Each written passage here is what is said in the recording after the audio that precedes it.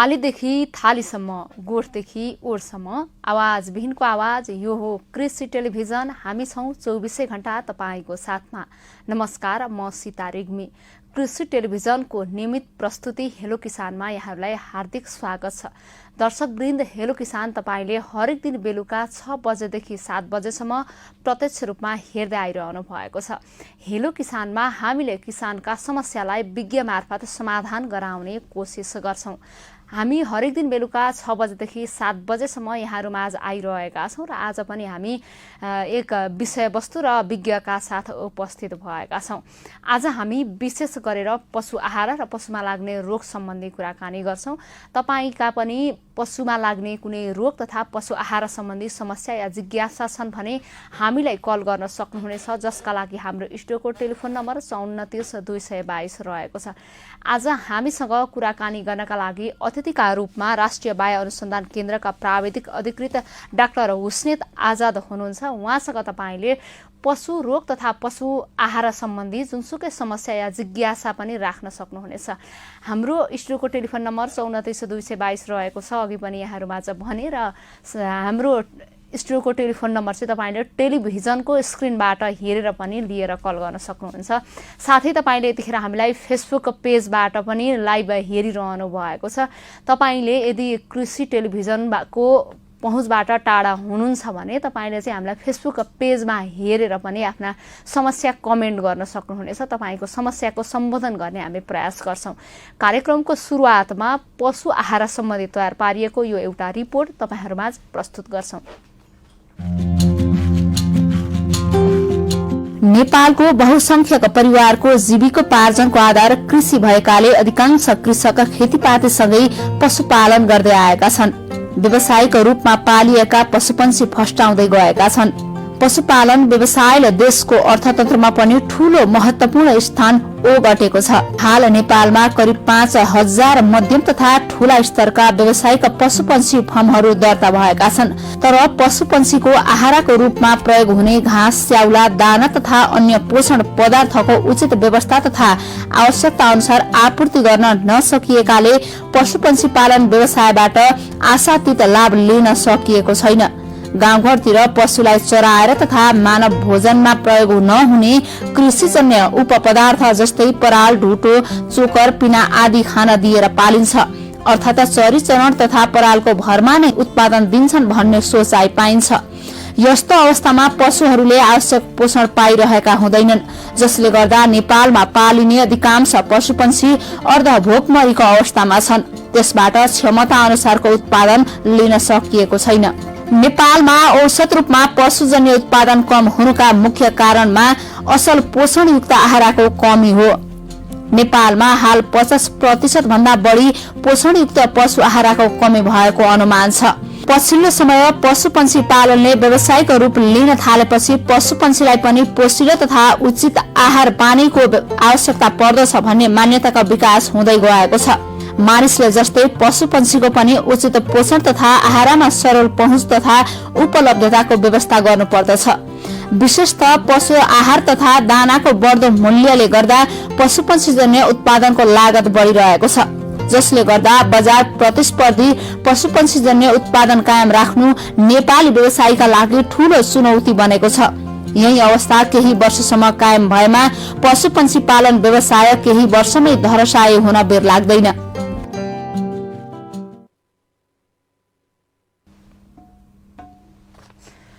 यो रिपोर्ट पछि यहाँहरूलाई पुनः स्वागत छ। पशु आहार सम्बन्धी यो रिपोर्ट हेरेर पनि तपाईँले केही कुरा थाहा पाइसक्नु भएको छ। आज हामीसँग अतिथिका रूपमा कुराकानी गर्नका लागि राष्ट्रिय बाह्य अनुसन्धान केन्द्रका प्राविधिक अधिकृत डाक्टर हुस्नेत आजाद हुनुहुन्छ। उहाँसँग तपाईँले पशु आहार तथा पशुमा लाग्ने रोग सम्बन्धी कुनै समस्या या जिज्ञासा छन् भने राख्न सक्नुहुनेछ, जसका लागि हाम्रो स्टुडियोको टेलिफोन नम्बर 34 222 रहेको छ। यो नम्बरमा कल गरेर आफ्ना समस्या राख्नुहोला। साथै फेसबुक पेजबाट हेरिरहनु भएका किसान दाजुभाइ तथा दिदीबहिनीहरूले हामीलाई फेसबुक पेजको कमेन्ट बक्समा गएर आफ्ना समस्या कमेन्ट गर्न सक्नुहुनेछ। आज हामी पशु आहार र पशुमा लाग्ने रोग सम्बन्धी कुराकानी गर्नेछौँ। स्वागत छ सर यहाँलाई। धन्यवाद। आराम हुनुहुन्छ? हजुर। तपाईले पशुपालन क्षेत्रमै विज्ञता हासिल गरिसक्नु भएको छ हैन। नेपालको हिमाल पहाड तराई तीनवटै क्षेत्रको अवस्था हेर्दाखेरि चाहिँ पशुपक्षी पालनको अवस्था कस्तो पाउनु भएको छ तपाईको आफ्नो अनुभवमा? यस्तो छ, पशुपक्षीको चाहिँ नेपालमा पहिला सुरुमा पुरानो शैलीले पशुपक्षी पाल्दथे, आजभोलि कमर्सियलाइज हुँदै गएछन्। अनि कमर्सियलाइज मतलब चाहिँ उनीहरू नयाँ टेक्नोलोजी अपनाउँदैछन् किसानहरूले। नयाँ टेक्नोलोजीको साथसाथै उनीहरूको अर्को के पनि भन्छ भन्दाखेरि उनीहरूले बाहिरको नयाँ ब्रिडहरू नयाँ जातको पशुपन्छीहरूलाई पनि ल्याएर नेपालमा गरेको छन्। अब नेपालमा यस्तो छ, अब अन्डा र मासुमा अब आत्मनिर्भर भयो भन्ने हामीले सुनिसक्यौँ होइन। अब प्रोडक्सनहरू चाहिँ जे होस् राम्ररी चाहिँ भइसकेको छ। अब मोडर्न मेथडहरू पनि फार्मिङ पनि किसानहरूले एडप्ट गरिरहेको छन्। अनि अब सबै ठाउँमा जस्तै तराई अनि जस्तै अब तराई भयो, पहाड भयो, अनि सबै अब कति पहाड ठाउँमा त अलिक पुग्न बाँकी छ होइन। तर जे भयो भने मान्छेहरूमा एउटा चाहिँ अवेरनेस चाहिँ आइसकेको छ। अहिले चाहिँ पोजिटिभ वेमै गइरहेको छन् अहिले। जस्तो यो हावापानीको हिसाबले चाहिँ पशुपक्षी पालनमा कतिको प्रभाव पार्छ? हिमालमा पाल्ने पशुपालन र तराईमा पाल्ने पशुपालन एउटै खालको हुन्छ? होइन, यस्तो हुन्छ। अब म सिम्पल इक्जाम्पल कसरी दिन्छु भन्दाखेरि जस्तै हिमालको हाई एल्टिच्युडमा चौरीहरू पाइन्छ होइन। चौरीहरू अब तराईमा चाहिँ हुँदैनन्। जस्तै स्पेसिस अनुसार उसको जात अनुसार चाहिँ फरक फरक हुन्छ। जस्तै हिमालमा बस्ने हिमालमा पाइने चौरी भयो, अनि त्यसपछि तपाईँको आएर अब यस्तो पनि हुन्छ। अब यो च्याङ्राहरू भयो, बाख्रामा पनि अब जस्तै इक्जाम्पलको लागि सबै किसिमको जातहरू चाहिँ एउटै इन्भाइरोमेन्टमा सुट हुँदैन। इक्जाम्पलको लागि बाख्रामा होइन अब विभिन्न किसिमको जात छन्। सिनाल छ, तराई छ होइन, अनि खरी छ। अब खरीहरू पहाडमा भयो, अब तराईमा पाइने भयो। अब जमुना पाइने बारबारी एक्जोटिक बाहिरबाट ल्याएको ब्रिड भयो, नेपालको तराईहरूमा एडप्ट भएको। अब त्यस्तै अब च्याङ्राहरू माथिल्लो सतह अलि हाई एल्टिच्युडमा होइन। अनि सिनाल चाहिँ अलि हाई के अरे हिलमा पाइन्छ होइन। सबै फरक फरक नेचरले दिए अनुसार हुन्छ, त्यो सबैमा यही लागु हुन्छ। फरक फरक हुन जान्छ। यस्तोमा व्यवस्थित रूपमा पशुपालन गर्न चाहने किसानहरूले चाहिँ मुख्यतः के कुरामा ध्यान दिनुपर्छ? किसानहरूले यस्तो हुन्छ, सबभन्दा पहिला कुरा चाहिँ पशुपालन गर्दाखेरि मैले कुन पशु पाल्छु भनेर पहिला त्यो कन्फर्म हुनु पर्यो। अब इक्जाम्पलको लागि कुनै किसानले बाख्रा पाल्न चाहन्छ भने इक्जाम्पल दिएको, मैले धेरै अरू पनि छन् होइन। उसले बाख्राको लागि सबभन्दा पहिला उसले बुझ्नु पर्यो। जस्तै किताबहरू पनि पाइन्छन्। अब जस्तै हाम्रो डिएलएसओ नार्कहरूमा अब सबैमा किताबहरू पनि बुकलेट निकालेको छन्। अनि त्यहाँ जिज्ञासा त्यहाँ गयो जाने भने अब जस्तै बाख्राको लागि बुझ्नु पऱ्यो भने बन्दीपुर अथवा नार्कको यहीँ हाम्रो खुमलटारमा आएपछि पशु एनिमल डिभिजनतिर आएपछि त्यहाँ बाख्रा कसरी पाल्ने बारे चाहिँ त्यो इन्फर्मेसन लिने, किताब पढ्ने। अनि त्यसको त्यति मात्रै नभएर गोठ बनाउने कसरी, त्यसको भ्याक्सिनहरू लाउने कसरी, त्यो सम्बन्धी पनि आफूले जानकारी राख्ने। अनि मार्केटिङको पनि जस्तै एउटा आँखा फार्मतिर अर्को आँखा मार्केटतिर भन्ने एउटा कन्सेप्ट राख्नु पर्यो। उत्पादन गर्ने, मार्केटिङ कहाँ लगेर बेच्ने हो, यिनी कुराहरू सबै गरेपछि अनि उसले चाहिँ सस्तो नन प्रोडक्टिभ जग्गामा फार्मिङहरू चाहिँ उसले गर्न सक्छ। उसले त्यो यसरी लैजाँदा फेरि राम्रो हुन्छ। अहिले पछिल्लो समय चाहिँ के छ भने कुखुरामा रानीखेत रोग पनि लागिरहेको छ होइन। यहाँलाई कतिको जानकारी छ रानीखेत रोग बारे? होइन, अब मलाई त जानकारी हुने नै भयो। जस्तो यो कस्तो खालको रोग हो होइन, यसले चाहिँ कसरी प्रभाव पार्छ, किसानहरूले के कुरामा ध्यान दिनुपर्छ भन्ने कुराहरू रहन्छन्, यसलाई समेटिदिनुस् न। रानीखेत भनेको कस्तो रोग हो भन्दाखेरि यो यसमा चाहिँ 80-90% मृत्युदर हुनसक्छ। रातारात खोरे सकाप हुनसक्छ। अनि यसमा कस्तो हुन्छ भन्दाखेरि रानीखेतमा अब यसको लागि भ्याक्सिनेसन सबभन्दा यो रोगबाट बच्नको लागि भ्याक्सिनेसन चाहिँ यो भाइरसबाट लाग्ने भ्याक्सिन लाउनु पर्यो होइन। अनि भ्याक्सिन लगाइसकेपछि तपाईँको कस्तो हुन्छ भन्दाखेरि रानीखेत फेरि देख्यो भने चाहिँ त्यसको अब घाँटीहरू गराउने, यो बटार्ने होइन, खुट्टाहरू यताउति गर्ने, फनफन घुम्ने, यस्तो केही लक्षणहरू, हरियो दिशा गर्ने होइन। अब खाना राम्रो नखानु, झोक्राउने, यस्तो लक्षणहरू देखिन्छ। अब यस्तो भयो भने रिभ्याक्सिनेसन गर्ने।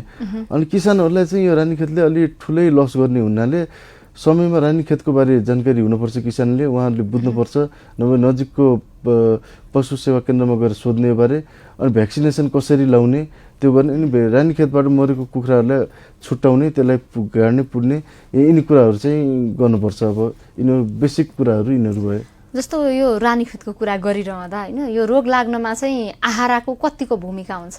आहारा भन्दा पनि यसमा यो विषाणुबाट लाग्ने रोग भयो होइन, भाइरसबाट होइन। आहारा मतलब यस्तो हो, यो त भाइरसबाट लाग्ने रोग भयो। अब यस्तो हुन्छ तपाईँको अब सर्न सक्छ, यताउति लसपसबाट सर्न सक्छ होइन। मेन कुरा कस्तो हुन्छ भन्दाखेरि यो रानीखेतमा त्यो जाते जुन हुन्छ भित्रको कुखुराको प्रोभेन्टिकुलस र गिजार्ड भन्छन्।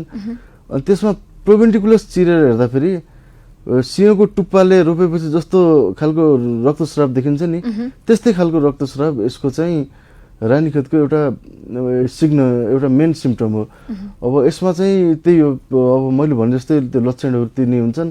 अब यसमा चाहिँ मृत्युदर फेरि रातारात खोरमा 80-90% कुखुरा नै मरेर जान सक्छन्। त्यही भएर अलि सावधानी हुनुपर्छ यसमा किसानहरू। यो त कुखुरामा लाग्ने रोग भयो होइन, एउटा पशुमा पनि विशेष गरेर गाई भैँसीमा लाग्ने रोग एउटा खुरेत रोग पनि छ। यो रोगले पनि अलिकति धेरै पशुपन्छीहरूलाई चाहिँ बढी आक्रमण गरिरहेको अवस्था छ। अब किसान दाजुभाइ तथा दिदीबहिनीहरूले चाहिँ खुरेत रोग नै लागेको हो भनेर चाहिँ कसरी थाहा पाउने? अब यस्तो छ हेर्नुहोस्, अब सबभन्दा पहिलो कुरा कस्तो हुन्छ भन्दाखेरि यो भेटनेरी मेडिसिनमा अथवा कुनै पनि मेडिसिनमा के हुन्छ भन्दाखेरि आँखाले हेऱ्यो होइन। अब आँखाले हेरिसकेपछि तपाईँको कस्तो हुन्छ भन्दाखेरि त्यसलाई हामीले अनुमान गर्न सक्छौँ। आँखाले हेरेर अनुमान गरिसकेपछि कुनै पनि रोगको चाहिँ हो कि होइन भनेर त्यसलाई फाइनल डायग्नोसिसको लागि ल्याब डायग्नोसिस हुन्छ। अब खोरेतमा कस्तो हुन्छ भन्दाखेरि अब खुर फाटेको जनावर हुन्छन्, जस्तै गाई भैँसी भेडा बाख्रा बङ्गुरमा लाग्ने हो, घोडामा लाग्दैन हो होइन। अनि यो खोरेतमा कस्तो हुन्छ भन्दाखेरि यो मुखमा अनि खुरको बिचमा, अनि यसको नामै फुट एन्ड माउथ डिजिज भन्छन् इङ्ग्लिसमा, मुख र खुट्टामा लाग्ने भएको हुनाले अनि त्यसमा चाहिँ घाउ बनाउने अनि फोका हुने, पानीको फोका हुने, फुट्ने, फैलिने, अनि गिजाभित्र पनि घाउहरू बनाउने, अनि खानु पनि गाह्रो हुन्छ उसलाई होइन। अनि त्यसपछि ज्वरो आउने, अनि तपाईँको अब ज्वरो आउने, कमजोर हुने, अनि फैलिने, एउटाबाट अर्कोमा फैलिने, यस्तो प्रकारको देखिन्छ। अब यस्तोमा चाहिँ किसानहरूले नजिकको पशु सेवा केन्द्रमा गएर खोरेत रोगको बारे बुझ्न सक्नुहुन्छ उहाँहरूले होइन, जानकारी लिने। अनि यसमा चाहिँ भ्याक्सिन लाउने, खोरेतको खोप हुन्छ। अब त्यो खोपहरू नै लाएर त्यसलाई इयरली रिपिट गर्ने, खोप लाएर नै यसको रोकथाम हुन्छ। अब अनि त्यसपछि अब जुठोहरू यताउति छुट्याउनुपर्छ, रोगीलाई निरोगीबाट टाढा राख्ने। अनि मुखहरूमा अब फिटकिरीले अब यताउतिले मुखहरू सफा गरिदिन सकिन्छ होइन। अब लगाइसकेकोलाई सेकेन्डरी इन्फेक्सन रोक्नको लागि एन्टिबायोटिक दिएर पनि एउटा त्यो पनि वे छ होइन। अब त्यो गर्न सकिन्छ, तर यसको लागि यो भाइरल डिजिजहरूमा जतिमा हुन्छन् यो भ्याक्सिनेसनै सबभन्दा राम्रो हो, यसको उपाय नै भ्याक्सिनेसन हो। जस्तो यो खोरेत रोग चाहिँ बाख्रा प्रजातिमा लाग्छ कि लाग्दैन? बाख्रा खसी बाख्राहरूमा भनौँ, किनभने हाम्रो त धेरै जसो गाउँ घरतिर पाल्ने गरिएको खसी बाख्राहरूमा चाहिँ यो मुखको वरिपरि चाहिँ त्यो मसिनो घाउ आउने हुन्छ। यो चाहिँ खोरेतको प्रजाति हो कि यसलाई अर्कै रोग भनेर नामकरण गरिन्छ? तपाईँको खोरेत चाहिँ खुर फाटेको भनेपछि खसीको पनि खुर फाटेको हुन्छ होइन, सबैमा लाग्ने भयो। बाख्रामा चाहिँ पिपिआर भन्ने एउटा रोग हुन्छ होइन, अनि अर्को मआलो भन्ने हुन्छ एउटा फेरि। त्यो यस्तै खालको रोगहरू 2-3टा हुन्छन् होइन। अब यस्तो हुन्छ, कुनै पनि रोगलाई यो रोग भनेर कन्फर्म गर्नको लागि फाइनल ल्याब डायग्नोसिस हो, तर कति कुराहरू लक्षणबाट थाहा पाइन्छ। अब त्यो यस्तो हुन्छ, अब त्यो त हेरेरै थाहा हुने कुरा हो, तर हुने चाहिँ त्यही हो। खोरेतमा मुखहरूमा, खुट्टाहरूको खुरहरूमा घाउ हुने, अलिक फोका आउने, अनि त्यसको पिपहरू फुट्ने, अनि फेरि फैलिने, अनि भित्र पनि जिब्रोमा अनि मुखको भित्री भागहरूमा गिजाहरूमा घाउ हुने, अनि ज्वरो बढी हुने, जनावरले राम्ररी अनि मुखमा घाउ भएपछि खानु पनि सक्दैन, अनि कमजोर हुने, यिनी प्रब्लमहरू त्यो फुट एन्ड माउथ डिजिज खोरेतहरूमा देखिन्छ। अब नेपालमा यो भइ नै रहन्छ भनौँ न यो रोगहरू। अब यो सँगसँगै पशु आहाराको पनि कुरा जोडौँ होइन। नेपालमा पाल्ने गरिएका जति पशुपन्छीहरू छन्, के उनीहरूले अहिलेसम्मको सर्द तथ्याङ्क हेर्दाखेरि चाहिँ पशुपन्छीहरूले चाहिँ अहिलेसम्म उनीहरूलाई जति चाहिने पौष्टिक तत्त्व छ त्यति नै आहाराबाट पाएका छन्? त्यो त डेफिनेटली पाएको छैनन् होइन। अब त्यो भिडियोमा पनि अघि नै मैले हेरिसकेँ, भिडियोमा पनि 50% भन्नुभयो होइन। अब त्यो जस 37 भन्थ्यो पहिला, अब आजभोलि 50, यस्तो एउटा भन्नलाई यस्तो छ। त्यसबाट चाहिँ अलिकति त्यसलाई इम्प्रुभमेन्ट गर्नुपर्छ। त्यसको लागि चाहिँ आहारालाई चाहिँ इम्प्रुभ गर्नुपर्छ भन्ने, जस्तै घाँसको खेतीहरूदेखि लिएर सबै कुराहरूमा ध्यान पुर्याउनुपर्छ। जस्तो पशु आहाराले चाहिँ पशुको उत्पादनमा त, त्यसको उत्पादन भन्नाले जस्तो हामीले चाहिँ पशुलाई पालेको छौँ भने उसको मासुजन्य पशुहरूको चाहिँ उत्पादनमा त फरक पार्ने नै भयो, तर यिनीहरूको प्रजनन दरमा चाहिँ कतिको प्रभाव पारेको हुन्छ? होइन, आहाराले पार्छ तपाईँको डेफिनेटली। किन भन्दाखेरि पशुहरूको चाहिँ घाँस भयो, दानाहरू भयो, यिनीहरू सबै आहाराको कुरा भयो। अनि त्यसपछि अर्को कुरा चाहिँ यो पशुको प्रजननको लागि चाहिँ तपाईँको जस्तै यो मिनरल्सहरू, भिटामिनहरू यिनीहरूको चाहिँ रोलहरू हुन्छ यसमा। चाहिँ जस्तै दानाहरूमा कहिलेकाहीँ मिनरल्सहरूको कमी भयो भने चाहिँ अब पशुहरूमा जस्तै साँडे नखोज्ने होइन, अनि त्यसपछि साँडे हिटमा नआउने अनि अरू विभिन्न किसिमका रोगहरू देखिन सक्छ। त्यही भएर ब्यालेन्स डाइट रासन भन्ने कारण नै सबै पोषण तत्त्वहरू पूर्ति भएको रासनहरू पशुलाई दिनुपर्छ भन्ने एउटा सिद्धान्त भएको कारण त्यो हो। हाम्रो नेपालमा अहिलेसम्म सरदर हेर्दा चाहिँ सबैभन्दा बढी पाल्ने गरिएका पशुहरूमा पर्ने भनेको चाहिँ गाई भैँसी, अनि पन्छीहरू पाल्ने भनेको चाहिँ कुखुरा हो होइन। जस्तो गाई भैँसी पाल्दाखेरि चाहिँ जुन जन्मेको त सानो बच्चा पाडोदेखि त्यो पाडोले चाहिँ दुध दिने अवस्थासम्मका लागि चाहिँ आहार चाहिँ कसरी व्यवस्थापन गर्ने? होइन यस्तो छ, अब तपाईँको यस्तो अब भैँसी गाईमा उयो होइन, अब सबभन्दा पहिला जन्मिने बित्तिकै 3 दिनसम्म चाहिँ त्यसलाई आमाकै दुध खुवाउनु पर्छ भन्ने सिद्धान्त छ। त्यसमा इम्युनोग्लोबिन हुन्छ जसले इम्युन सिस्टम दिन्छ। अनि त्यसपछि अब किसानहरूको हेरेर हुन्छ। अब कोही किसानहरूले अब कसरी प्र्याक्टिस गर्छन्, अब कसैले अब 3-4 महिनासम्म अथवा लामो समयसम्म डाइरेक्टली अब पाडाहरूलाई आमाकै दुध चुसाउँछन् होइन। कसैले चाहिँ अब ऊ गर्छन्, अब यो के अरे स्टार्टर फिडहरू हुन्छन् जुन त्यो दिएर आमाको दुध चाहिँ छुटाएर उनीहरूले आर्टिफिसियल मतलब चाहिँ के अरे आमाको दुध नदिएर स्किम मिल्कहरू अनि त्यसपछि आर्टिफिसियल फुडहरू जसलाई क्रिप रासन भनिन्छ त्यसरी पनि त्यो वेमा पनि जान्छन् होइन। त्यो अब आफ्नो प्र्याक्टिस हो त्यो। अब जसरी अब कमर्सियल ठुल्ठुलो फार्ममा दुध धेरै उत्पादन गर्नु पर्यो भने चाहिँ क्रिप रासनमा जान्छन्, उनीहरूले चाहिँ क्रिप रासनको वेबाट लाग्छन्। अब कति ठाउँमा अब अलिकति जस्तै अब पाडाहरूलाई आमाकै दुधहरू खुवाएर जस्तै अब 1/4 यस्तै त्यो एउटा हुन्छ त्यो होइन, फर्स्ट विकमा यति खुवाउने, सेकेन्ड विकमा यति, त्यस्तो तरिकाले खुवाएर लग्छन्। त्यो आफ्नो प्र्याक्टिसको ऊ हो। जस्तो भर्खर जन्मेका जस्तो पाडापाडी तथा बाछाबाछीहरूलाई चाहिँ जुन माउको दुध छ त्यो माउको दुध नखुवाउँदा चाहिँ उनीहरूको स्वास्थ्यमा त असर पर्ने नै भयो होइन, किनभने उनीहरू स्वस्थ पनि नहुने भए। यो बारेमा चाहिँ तपाईँहरूले त्यस्तो केही देख्नु भएको छ? होइन यस्तो त्यो त यस्तो जहाँ पनि जे पनि के हुन्छ भन्दाखेरि जन्मेको कम्तीमा 3 दिनसम्म चाहिँ आमाको दुध खुवाउनै पर्छ। त्यसमा इम्युनोग्लोबिन हुन्छ, त्यसलाई बिगौती भन्छन् होइन। त्यो बाक्लो पनि हुन्छ, इम्युनोग्लोबिन भएर त्यो खुवाउनै पर्ने हुन्छ होइन। त्यो खुवाउँदा राम्रो, सकेसम्म त यस्तो हो अब जुन नेचरले दिएछ त्यसलाई ब्रेक गर्नु राम्रो होइन। अब तर कमर्सियली गर्दाखेरि यस्तो छ, अब क्रिप रासनहरू के अरे दिँदा होइन, स्टार्टर रासनहरू दिँदाखेरि पनि त्यो खुवाएर नै त्यसमा जाने हुन् होइन। तर सकेसम्म त्यसलाई रिप्लेस गर्दाखेरि पनि त्यसको कमी चाहिँ नहुने गरी नै त्यसरी फर्मुलेसन गरेको हुन्छन्। जस्तो दुध दिने पशुहरूमा चाहिँ अलिक बढी दुध उत्पादन गर्नका लागि चाहिँ हामीले त्यो आहारको व्यवस्थापन गर्दा के गर्नुपर्छ? होइन यस्तो हुन्छ, सबभन्दा दुध दिने पशुमा जस्तै इक्जाम्पलको लागि अब गाई भैँसी आजभोलि त अब सेनेन जातको बाख्राले पनि दुध दिन्छ होइन। इक्जाम्पलको लागि म भैँसीकै अथवा गाईकै कुरा गरौँ। अब गाईले 9 महिनामा ब्याउँछ नि, भैँसीले यस्तै 10 महिनामा ब्याउँछ होइन।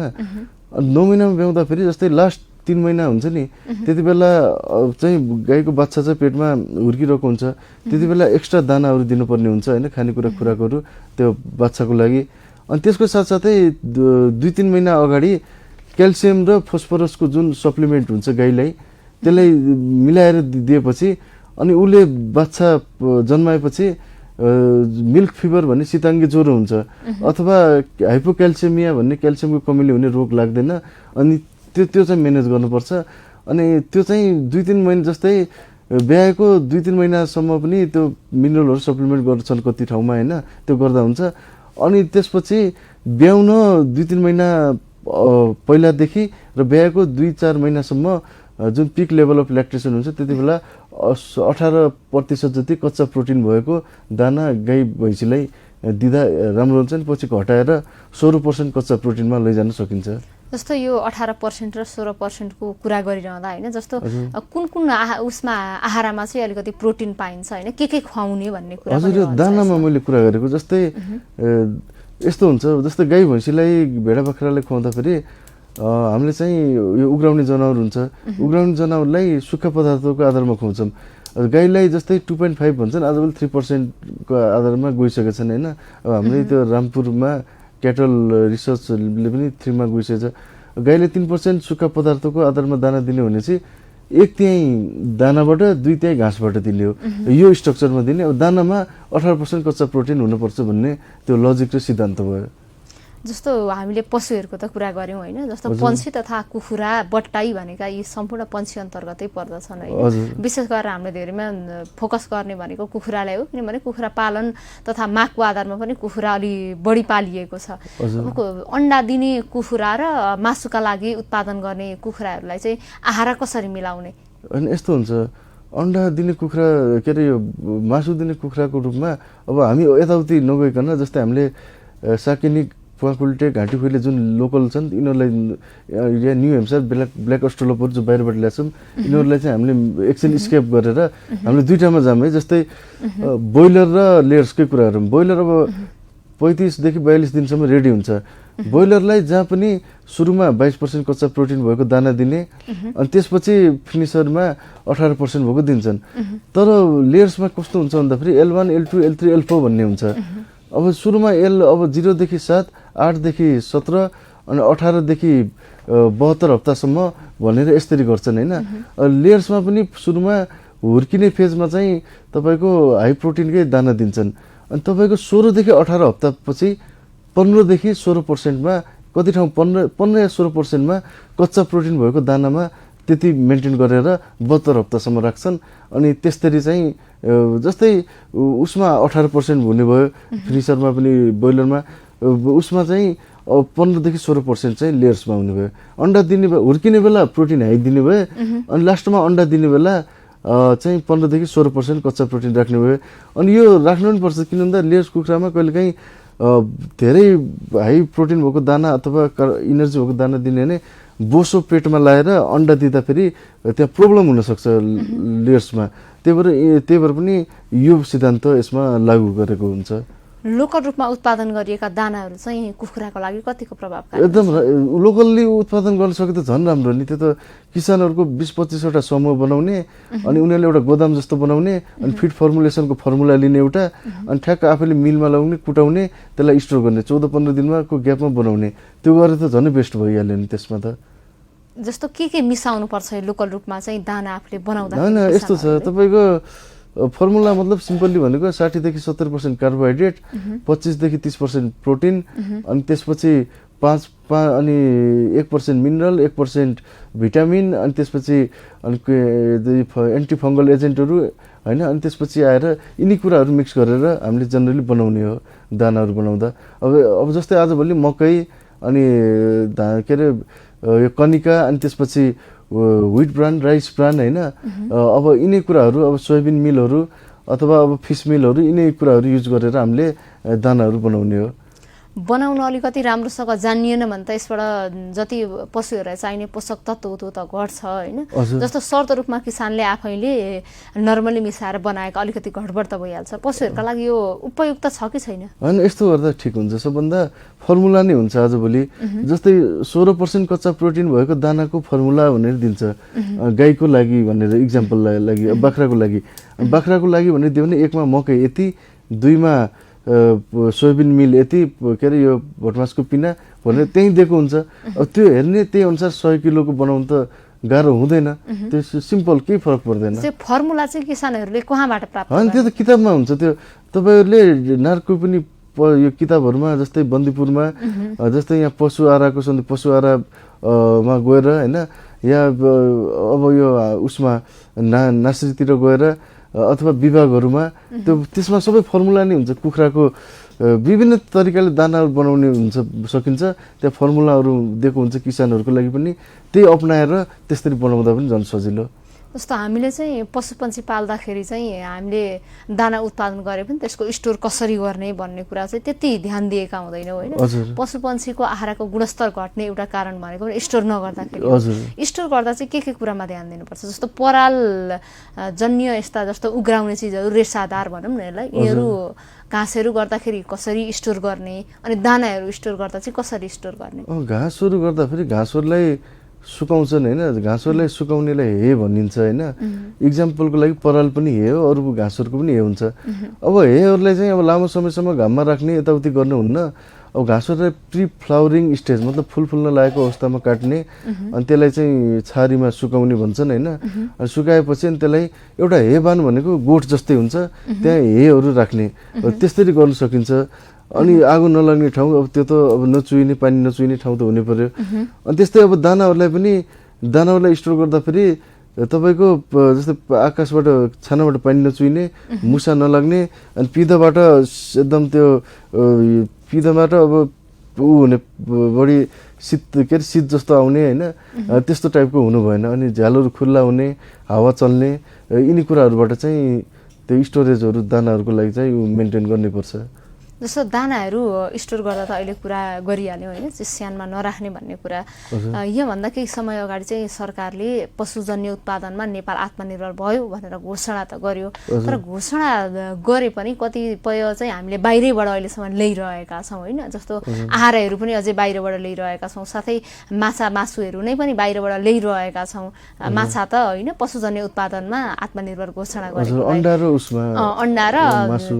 अन्डा मासु र पशुजन्य उत्पादन भनेको दुध तथा दुधजन्य पदार्थमा चाहिँ आत्मनिर्भर भयो होइन। बाहिरबाट आइरहँदाखेरि चाहिँ यसमा आत्मनिर्भर भयो जस्तो त खासै देखिएन नि। यसमा तपाईँको धारणा के छ? यो त यस्तो छ, अब यो कुरै अर्कै छ। कस्तो छ भन्दा यसको लागि त सबभन्दा पहिला अब बााउन्ड्री सीमा कडा गर्नु पर्यो होइन, भिसा सिस्टम लागू गर्नु पर्यो होइन। सिधै कुरा गर्दा त्यो अब जस्तै त्यो भइदियो भने यताको उताको यता ब्ल्याक मार्केट फ्लो हुँदैन होइन। यसको लागि चाहिँ त्यही हो। जस्तै यसमा मार्केटिङको एउटा उहरू हुन्छ जस्तै, अनि त्यो कारणले हो। तर नेपालले इनफ तरिकाले अन्डा दुधहरू उत्पादन गर्न सक्छ अब भन्ने कुरा चाहिँ अब त्यो प्रुफ भएको पनि छ होइन। तर चाहिँ यो मार्केटिङ यस्तो हुन्छ, अब जस्तै चल्नाहरू बोर्डरबाट यता ल्याउने कहिले होइन, कहिले अब अन्डाहरू ह्याचिङको लागि यता ल्याउने, अब यस्तो हुने कारण कहिले बोइलर यताउता गर्ने, यो कारण चाहिँ खुल्ला बोर्डरको कारणले हो। अब यसको कडा गऱ्यो भने यो प्रब्लम पोलिसी गभर्मेन्टबाट गऱ्यो भने सल्भ हुन्छ। यो जस्तो पशुपन्छीजन्य उत्पादनमा चाहिँ आहाराले कस्तो प्रभाव पारेको हुन्छ? अनि आहाराले त डेफिनेटली नै, अब जस्तै पशुले जस्तै इक्जाम्पलको लागि 70% जति खर्च आहारामै लाग्छ होइन भनेपछि कति प्रभाव पार्छ भने यसैबाट आइहाल्यो। अब इक्जाम्पलको लागि हामीले जस्तै सबभन्दा बढी दुध दिने गाई चाहिँ होलिस्टेन फ्रिजन भयो। होलिस्टेन फ्रिजन हामीले नेपालमा लिएर आयौँ इक्जाम्पलको लागि चिसो ठाउँमा। लिएर आइसकेपछि त्यसलाई चाहिँ हामीले होलिस्टेन फ्रिजनले त सबभन्दा बढी दुध दिने भयो, त्यसलाई हामीले राम्ररी आहारा नै दिएन भने त त्यसले त दुध त दिन्न नि हो। त्यो आहाराको त्यो रोल हुन्छ। मतलब आहाराले राम्ररी दिएन सकिएन भने त्यसले चाहिँ आउटपुट जुन हुन्छ प्रोडक्सन त्यो पनि घटाउँछ। अनि अर्को कुरा मिनरल डिफिसियन्सी मेटाबोलिजम डिजिजहरू पनि त्यो पनि अथवा कुनै पनि कुपोषणको कारणले लाग्ने रोगहरू पनि लाग्न सक्छ। जस्तो हामीले पशु आहारकै कुरा गरिरहँदा हामीले पशुहरूलाई जति जस्तो मिनरलहरू अनि प्लस भिटामिनहरू त्यसमा पोषक तत्त्व मिसाएर दिनुपर्छ भन्छौँ, त्यो त एक प्रकारको केमिकल नै हो। यसले चाहिँ पशुहरूको स्वास्थ्यमा असर गर्दैन? होइन, त्यस्तै त पशुहरूको स्वास्थ्यमा असरै त गर्दैन होइन। तपाईँको कस्तो हुन्छ भन्दाखेरि अब यो मिनरलहरू चाहिँ आजभोलिको जमानामा मिनरलहरू फिड फर्मुलेसन गर्दाखेरि भिटामिन मिनरलहरू दानाबाटै दिएको हुन्छ। अब कति ठाउँमा कमर्सियल के अरे पुरानो जमाना अनुसार फार्मिङ गरेछन् भने त्यो ठाउँमा अब हामीले चाहिँ कहिलेकाहीँ जस्तै यो कुँडो भन्छन् नि, कुँडोहरू अथवा पशुलाई अब फालेको खानेकुराहरूमा हामीले त्यसमा पनि घोलेर मिसाएर दिन सकिन्छ। यो तरिकाले दियो भने चाहिँ अलिकति केही हजुर, जस्तै गाउँघरमा तोरीको पिनाहरू होइन, अनि गहुँ जस्तै त्यो यो के अरे यो पिना भयो, गहुँहरूको पिठो भयो, घोलेर दिँदा फेरि त्यसमा पनि मिसाएर दिँदा हुन्छ, त्यो के फरक पर्दैन। हामी हेलो किसानमा छौँ। हेलो किसानमा आज हामी विशेष गरेर पशु आहार सम्बन्धी कुराकानी गरिरहेका छौँ। तपाईँलाई पनि पशु आहार तथा पशुमा लाग्ने रोग सम्बन्धी कुनै जिज्ञासा या समस्या छ भने हामीलाई कल गर्न सक्नुहुनेछ, जसका लागि हाम्रो स्टुडियोको टेलिफोन नम्बर 5430 222 रहेको छ। साथै हामीलाई फेसबुक पेजबाट हेर्ने साथीहरू तथा किसान दाजुभाइ दिदीबहिनीहरूले चाहिँ हामीलाई कमेन्ट गरेर आफ्ना समस्या राख्न सक्नुहुनेछ। तर अहिले कार्यक्रममा पालो भएको छ यो छोटो विश्रामको।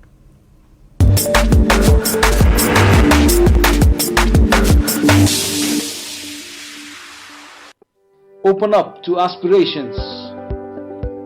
Open up to possibilities.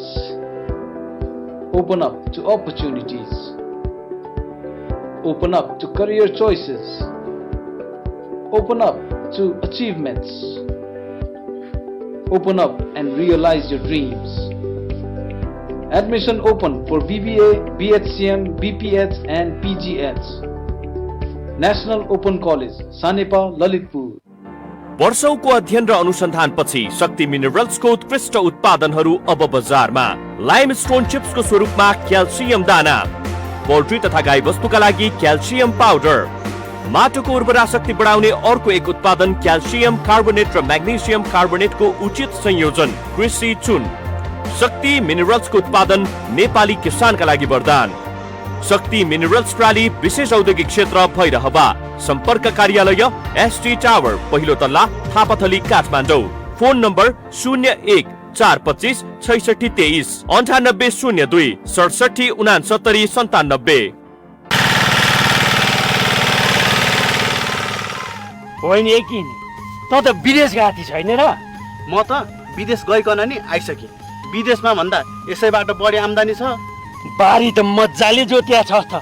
यो ट्र्याक्टर पनि विदेशबाट ल्याइस् कि क्या? कहाँ विदेशबाट ल्याउनु नि दारीबा, यो त एसकेटी भन्ने कम्पनीबाट ल्याएको। गजबको छैन त? गजब छ ल। मलाई नि यस्तै हात्ती ट्र्याक्टर चाहिएको थियो। म पनि अहिले गइहालेँ एसकेटी नेपाल।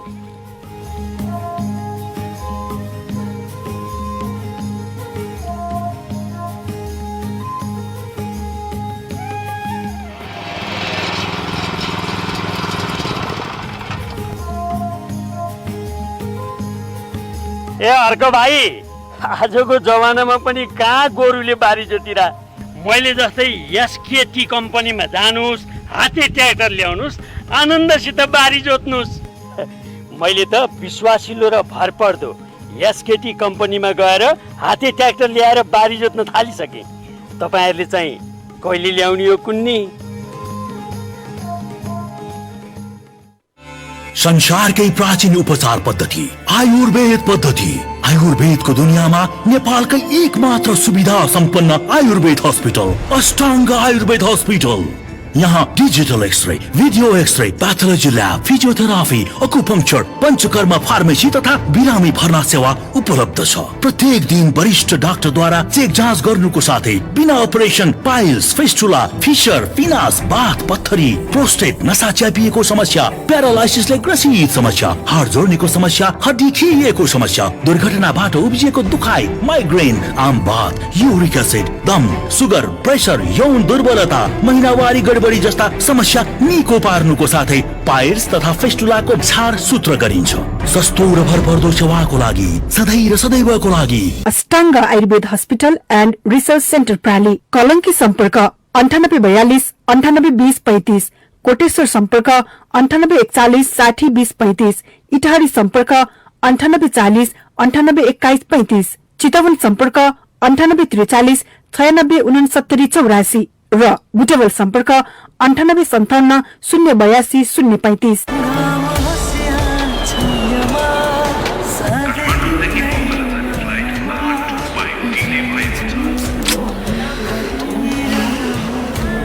अझै ढिला। खै मेरो ल्यापटप दिनुहोस् त, म डिसम हेर्छु। थ्याङ्क यू, म सिरिज हेर्छु।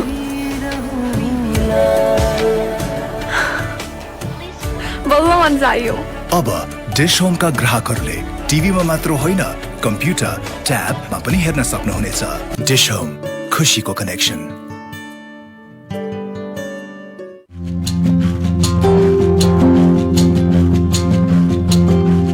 महिनौदेखि सिलप्याक भएको मरेको विदेशी माछाबाट बसौं। माछा पालन गरौं, सफल व्यवसायी बनौं। सफा र जिउँदो माछा खाऊ, स्वस्थ र व्यस्त रहौं। ग्राहकको सन्तुष्टि, व्यवसायीको चाहना। अब उपभोक्ता र व्यवसायीको सपना साकार गर्न जिउँदो माछा व्यवसायी संघ, जङ्गबहादुर शाह, अध्यक्ष, 9806 83 72 02 9806 83 72 02।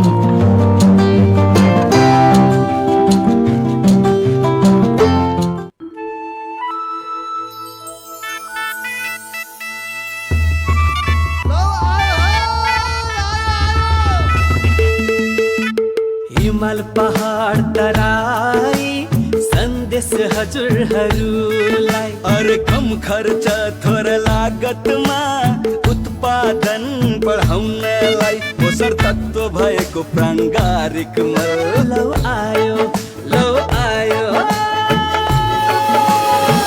के आयो किएलाई पोखै छुवला कथिएलाई किसान बायो ब्याक्टेरियल अर्ग्यानिक फर्टिलाइजर वैज्ञानिक प्रविधिद्वारा तयार पारिएको किसान बायो ब्याक्टेरिया तथा बायो ब्याक्टेरियल अर्ग्यानिक फर्टिलाइजर प्रयोग गरी उत्पादन बढाऊ।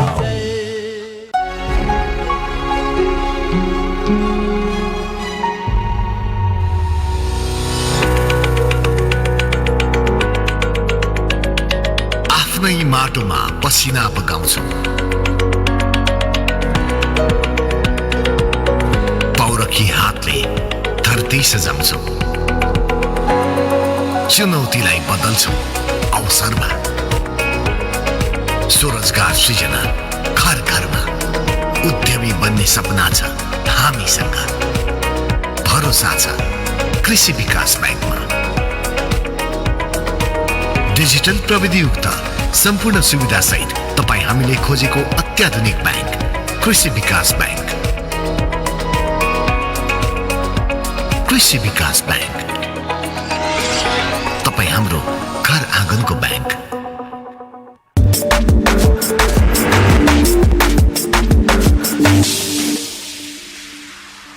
विश्रामपछि पुनः स्वागत छ। यहाँहरू यतिखेर हेलो किसान हेरिरहनु भएको छ। हेलो किसानमा आज हामीले पशु आहार र पशुलाई लाग्ने रोग सम्बन्धी कुराकानी गरिरहेका छौँ। तपाईँलाई पनि पशु आहार र पशुपन्छी रोग सम्बन्धी कुनै समस्या या जिज्ञासा छ भने हामीलाई कल गर्न सक्नुहुनेछ, जसका लागि हाम्रो स्टुडियोको टेलिफोन नम्बर 5430 222 रहेको छ। साथै हामीलाई फेसबुक पेजमा हेर्नुभएका साथीभाइ दाजुभाइ तथा दिदीबहिनीहरूले चाहिँ हामीलाई फेसबुकमै कमेन्ट गरेर आफ्ना समस्या राख्न सक्नुहुनेछ। आज हामी पशु आहार र पशुपन्छीमा लाग्ने रोग सम्बन्धी कुराकानी गरिरहेका छौँ। विश्रामपछि पुनः स्वागत छ सर यहाँलाई। हजुर, हामीले आज पशु आहार र पशुपन्छीमा लाग्ने रोग सम्बन्धी कुराकानी गरिरहेका छौँ होइन। यहाँभन्दा अगाडि धेरै छलफल पनि गरियो। अब विशेष गरेर चाहिँ नेपालमा कस्ता खालका पशुपन्छीहरू पाल्दा उपयुक्त भन्ने हुन्छ भन्ने कुरातर्फ जाउँ। नेपालमा जस्तो गाई भैँसी पाल्दा चाहिँ हामीले कुन जातको पाल्दा उपयुक्त होला? होइन, यस्तो छ, अब सबभन्दा दुईटा कुरा हुन्छ नि। यो सबभन्दा सिद्धान्तले के भन्छ भन्दाखेरि आफ्नो जुन नेचरले दिएको जातहरू हुन्छ त्यसलाई मास्नु भयो भने बचाउनु पर्छ। जुन हाम्रो नेटिभ ब्रिड हुन्छन्, जस्तै हाम्रो अब गाईहरूमा अब के अरे गाई भैँसीको छन् होइन, गाईहरूमा अब लुलु आसामी होइन, यी चौरीहरू लोकलहरू छन्। त्यस्तै अब भैँसीमा अब लाइम पारकोटे गड्डी यिनीहरू छन्। यिनी आफ्नो नेचुरललाई बचाउनु पर्छ होइन, मास्नुहुन्न। यिनीहरूलाई अब कन्जर्भेसन एरियामा राखेर यिनीहरूको सिमेन्टहरू यताउता बचाउनु पर्छ। साथसाथै यिनीहरूलाई ग्रेडिङ अप पनि गर्नुपर्छ। जस्तै अब यहाँको लोकलसित बाहिरबाट होलिस्टेन अथवा जर्सी, होलिस्टेन फ्रिजियन जर्सी यिनीहरू चाहिँ क्रस गराएर चाहिँ हामीले चाहिँ 63% जति अब त्यति रिकमेन्ड गर्छ होइन। त्यति जति बनाएर त्यति बनायौँ भने 63% को क्रस हामीले यहाँको लोकल जस्तै होलिस्टेन फ्रिजियन र जर्सीलाई मध्ये कुनैसित गरायौँ भने उत्पादन पनि बढ्छ अनि त्यसपछि यहाँको हावापानी पनि फिट हुन्छ। त्यो हिसाब त्यही हामीले सिद्धान्तहरू सबैमा अपनाउनु पर्ने हुन्छ। जस्तो लोकल जस्तो त हुँदैन होइन, यो क्रस गराएर निकालिएका प्रजातिहरू, त्यो मतलब प्रजाति मात्रै होइन, त्यसबाट उत्पादन हुने गुणस्तर भनौँ न, जस्तो दुधको गुणस्तर हामीले गाई भैँसीको कुरा गरिरहँदा त्यस्तो त हुँदैन। तर पनि यसबाट चाहिँ राम्रो लाभ लिन सकिन्छ भन्ने कुराहरू यहाँ जोडिन्छन्। हजुर, यस्तो हुन्छ, लोकलको अलि प्रोडक्सन कम हुन्छ, डिजिजप्रति रेजिस्टेन्स यो ठाउँमा एडप्टेसन राम्रो हुन्छ। हामीले अब त्यो क्रस गरायौँ भने चाहिँ यहाँ त्यो जनावरको प्रोडक्सन पनि बढ्छ अनि यहाँ जस्तो एडप्टेसन पनि हुन्छ भनेर त्यो गराउने हो। एउटा लाइनमा त्यो पनि गराउँछौँ, तर हामीले आफ्नो जिन जो हुन्छ नेटिभ जिनलाई बचाउनुपर्छ एउटा एङ्गलबाट, त्यो पनि जरुरी हुन्छ। अब यो त गाई भैँसीको पाल्दाखेरिको हामीले कुरा गऱ्यौँ होइन। अब जस्तो गाई भैँसी पछि चाहिँ हामीले अर्को मुख्य रूपमा पाल्ने भनेको कुखुरा हो। कुखुरा पाल्दा चाहिँ कुन प्रजातिको पाल्दाखेरि चाहिँ किसानहरूले अन्डामा पनि र प्लस मासुमा पनि चाहिँ राम्रोसँग उत्पादन लिन सक्छन्? यस्तो हुन्छ, कुखुराहरूको चाहिँ कस्तो छ भन्दाखेरि अब कमर्सियली अन्डाको लागि गर्ने भने लेयर चाहिँ छँदैछ। अब यहाँ फेरि डुअल पर्पजको कुरा हुन्छ। डुअल पर्पज चाहिँ दुईटाको लागि। अब त्यसको लागि चाहिँ अब गिरिराज कुखुरा एउटा हुनसक्छ इन्डियाबाट डेभलप भएको, त्यसलाई वनराज पनि भन्छन् इन्डियामा। अब गिरिराजको कस्तो हुन्छ भन्दाखेरि छोडेर पाल्ने 4-5 किलोसम्म पनि हुने, अनि त्यसले अन्डा पनि दिने, त्यो हुन्छ एउटा। त्यो पनि हुनसक्छ गाउँघरमा। त्यसको किनभने गिरिराजको टेस्ट लोकलको जस्तो जस्तै पनि आउँछ, अन्डा पनि दिने हुन्छ। अनि अर्को कुरा चाहिँ न्यू हेम्पसायरहरू जुन कुखुराहरू छन् बाहिर एक्जोटिक ब्रिड हुन्, तिनीहरूलाई पनि हामीले राखेर हामीले चाहिँ तिनीहरूलाई पनि हामीले घरमा छोडेर पाल्यौँ भने अन्डा पनि आउने, अनि त्यसबाट त्यसको मासु पनि लोकल सरसर हुने हुन्छ। अनि कतिले अब लोकलसित न्यू हेम्पसायर क्रस गराउने, बाहिरको ब्रिडहरू क्रस गराएर पनि त्यसरी पनि एउटा लाइन गराछन्। तर हाम्रो अब लोकल ब्रिड जुन छ साकिनी, घाँटी खुइले, प्वाकुल्टे, अनि एउटा लुइते पनि भन्छन्। लुइटेलाई अब कतिले वन कुखुराको रूपमा राखेछन्, कतिले होइन यसलाई अब वन होइन, अब यसलाई लोकलै राख्यो भने पालेको पनि देखिन्छ। मेन कुरा हाम्रो जुन नेचरले दिएको हाम्रो जिन छ, नेटिभ जिन अथवा रैथाने जिनहरू छ, त्यसलाई मास्नु हुन्न, त्यसलाई एक हिसाबमा संरक्षण गर्नुपर्छ। र अर्को लाइनमा त्यसबाट केही निकालेर, अलिकति केही निकालेर त्यसलाई बाहिरसित क्रस गराएर त्यसबाट उत्पादन पनि लिन सकिन्छ। तर त्यसलाई आफ्नो लाइनमा पनि एउटा राख्ने, प्योरिटी मेन्टेन गरेर, अनि अर्को बाहिरसित क्रस गराए पनि साथमा लैजाने, यो सिद्धान्तलाई प्यारलली लैजानुपर्छ भन्ने मेरो चाहिँ एउटा सोच हो। जस्तो अहिले तपाईँले वन कुखुरा भनिरहँदाखेरि एउटा वन कुखुराकै प्रजाति मानिने एउटा कालिज पनि छ होइन? यो कालिज पनि कुखुरा प्रजाति अन्तर्गत नै पर्छ कि यो अर्कै हो? होइन, यस्तो छ, अब चरा त चरै भयो सबै होइन। अब अनि अब जिनेस स्पिसिसमा ऊ जस्तो होइन, के अरे यो घाँटी खुल्के, प्वाकुल्टे, वनराज यिनीहरू जस्तो होइन। यिनीहरूको जिनेस स्पिसिस फरक हुन्छ होइन। तर के हुन्छ भन्दाखेरि कालिजको चाहिँ नेपालमा जुन ल्याएको छ नि त्यो विदेशी कालिजहरू हुन्। विदेशबाट ल्याए अनि त्यसको अन्डाहरू उत्पादन यहाँ गराए, अनि ह्याचिङ गराए, अनि ह्याचिङ गराएर यहीँ डिस्ट्रिब्युट गराए। अब कालिजहरूको चाहिँ अब कालिजहरूलाई हामीले अब सेमी इन्टेन्सिभमै मतलब कन्ट्रोल गरेर नै पाल्न सकिन्छ, जाली लाएर। अनि त्यसमा चाहिँ खोरहरू तिनीहरूको बनाइदिने, अनि त्यसपछि अब त्यसलाई चाहिँ अब सानो हुँदाखेरि अब कालिजलाई ठुङ्गाबाट बचाउने, त्यसलाई राम्ररी ब्रुडिङहरू गर्ने, अनि पछि चाहिँ त्यसलाई हुर्काएर त्यो चाहिँ गर्न सकिन्छ कालिजलाई। कालिजबाट अन्डा पनि आउँछ, अनि त्यसपछि आएर त्यसको मासुहरू पनि अब राम्रो हुन्छ। त्यसको अब अहिले चाहिँ नेपालमा धेरै नै त्यसको बिजनेस राम्ररी फस्टाइरहेछ र डिमान्डमा पनि बढेछ। तर कुखुरा र कालिज चरा हुन्, तिनीहरूको ऊ चाहिँ मिल्दैन। जस्तै भेडा र बाख्रा एउटै हुन् होइनन् नि, त्यस्तै कालिज यिनीहरू पनि फरकै हुन्, एउटै होइनन्। जस्तो कालिज पाल्दा चाहिँ जाली लाएर भन्नुभयो होइन? जस्तो कुखुरा पाले जस्तो त हुँदैन, त्यसलाई त कालिज जङ्गलमा हुने भएर त्यसलाई जङ्गलकै जस्तो वातावरण तयार गरिदिनु पर्यो होइन जाली लाउँदा पनि। त्यो गर्दा चाहिँ जस्तो के लगाएर चाहिँ कसरी त्यो खोरको व्यवस्थापन गर्ने? होइन, यस्तो छ, अब कालिजमा अब सिधै कुरा अब जङ्गलै जस्तोमा एउटा जङ्गलै एरिया जस्तो अथवा त्यस्तै इन्भाइरोमेन्ट भएको लिने, अनि लिइसकेपछि तारहरू जुन आजभोलि किन्न पाइन्छ नेटहरू, तारहरू जुन चाहिँ कालिजले अथवा जङ्गली जनावरहरूले अथवा कोही चोरहरूले राम्ररी चुडाल्न नसक्ने बार लाउने। अनि कालिजहरू फेरि यस्तो हुन्छ, उडेर बाहिर जाने हुनाले उनीहरूलाई माथिबाट नै कभर गर्नुपर्छ। अनि उनीहरूको चाहिँ साथसाथै गुणहरू पनि बनाइदिएको हुन्छन् भित्र होइन। कालिजहरूलाई कोही झाडीमा पार्छन् अन्डा होइन, कसैलाई खोरमा गएर बनाइदिएछन् पार्न सक्छन्। त्यो पनि अब एकजना अन्डा कलेक्सन गर्ने मान्छे भइरहनु पर्ने हुन्छ।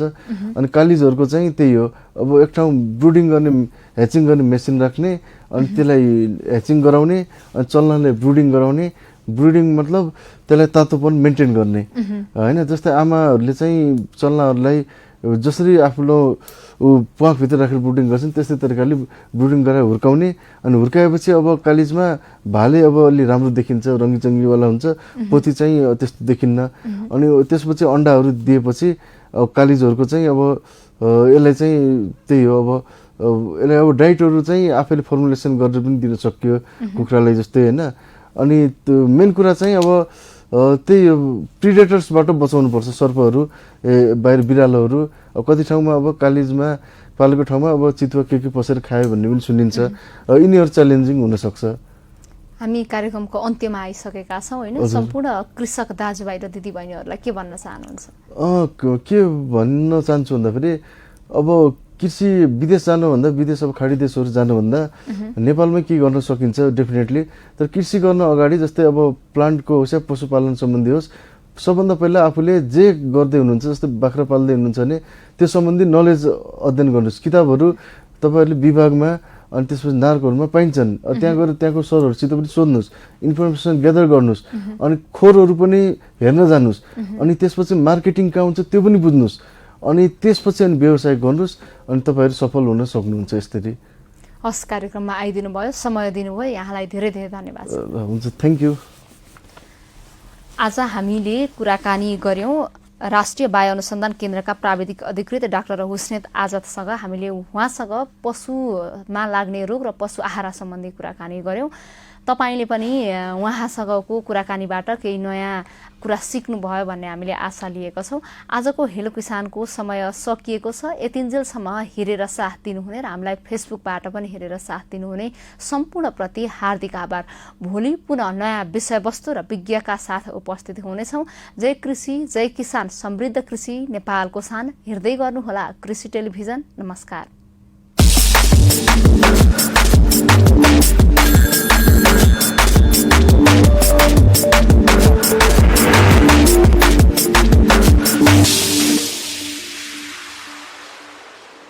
स्पोन्सर बाय IMADC को किसान बैक्टेरियल फर्टिलाइजर र अन्नपूर्ण किसान।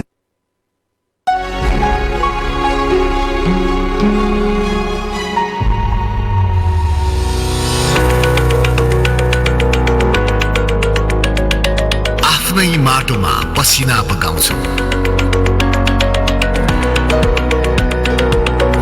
पौरखी हातले धरती सजाउँछौ, चुनौतीलाई बदल्छौ अवसरमा, स्वरोजगार सृजना घर घरमा, उद्यमी बन्ने सपना छ हामीसँग। भरोसा छ कृषि विकास ब्याङ्कमा। डिजिटल प्रविधियुक्त सम्पूर्ण सुविधा सहित तपाई हामीले खोजेको अत्याधुनिक ब्याङ्क कृषि विकास ब्याङ्क। कृषि विकास ब्याङ्क, तपाईं हाम्रो घर आँगको